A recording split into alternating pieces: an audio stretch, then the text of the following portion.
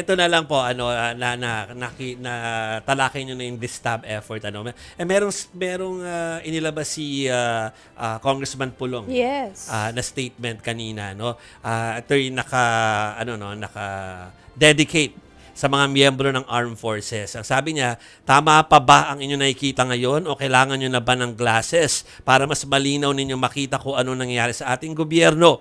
Or ganyan na ba kalakas ang liwanag na dulot ng mga maleta na napapapikit na ang iba? Kung ganoon, saludo ako sa mga sundalo at opisyal na patuloy na naging faithful sa truth at sa konstitusyon.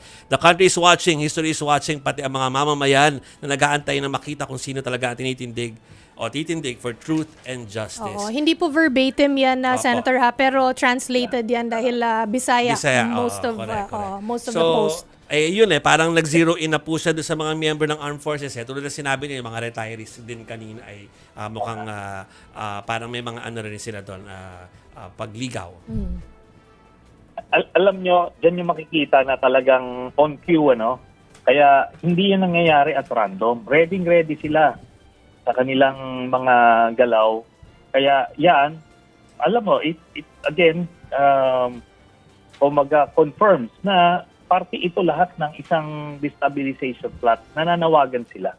Pero itong si Pulong, bago ka magsalita, hindi mo pa nga pinapaliwanag yung mga milyones na tinanggap mo sa isang drug lord.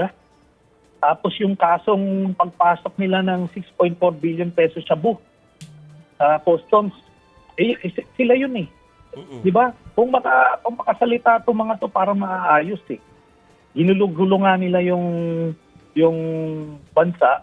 At ito ngayon, mga alagad nila yan, yung mga grupo nila Cayetano.